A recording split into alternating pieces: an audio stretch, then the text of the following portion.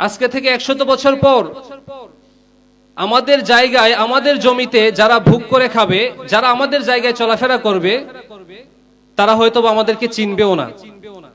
আমাদের নাম নিবে তো অনেক পরের কথা, হয়তোবা তারা আমাদেরকে চিনবেও না, আমাদের জন্য দোয়া করবে আরো অনেক পরের কথা। এই হচ্ছে দুনিয়া। এই দুনিয়াতে মানুষ খুব বেশি দিন থাকতে পারে না, কারো মৃত্যু আগে, কারো মৃত্যু পরে। তবে এটা নিশ্চিত আমাদেরকে অবশ্যই মৃত্যুর স্বাদ গ্রহণ করতে হবে।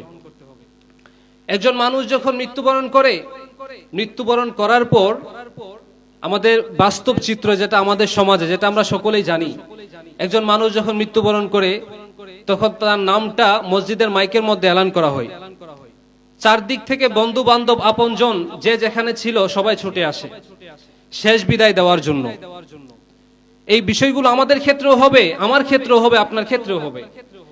মানুষ বিদায় দেওয়ার জন্য আসে, আশেপাশের এলাকা থেকে আপনার বন্ধু বান্ধব যে যেখান থেকে শুনবে সবাই আপনাকে শেষ বিদায় দেওয়ার জন্য ছুটে আসবে। আপনাকে শেষ বিদায় দেওয়ার জন্য শেষ গোসল করানো হবে। জীবনে অনেক উন্নত মানের অনেক পানি দিয়ে গোসল করেছেন, অনেক পুকুরে গোসল করেছেন, অনেক ঝর্ণায় গোসল করেছেন, অনেক উন্নত পরিবেশে গোসল করেছেন, কিন্তু জীবনের এই শেষ গোসল বরুই পাতার গরম জল দিয়ে করানো হবে। এটা আমাদের প্রত্যেকের ক্ষেত্রেই হবে, চিরন্তন সত্য। গোসল করানোর পর আমাদেরকে কাফনের কাপড় পরানো হবে।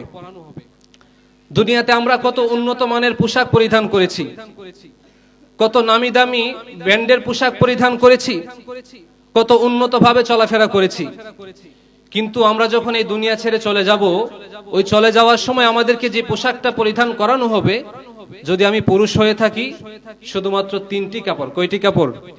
আমার কথা বুঝতেছেন তো?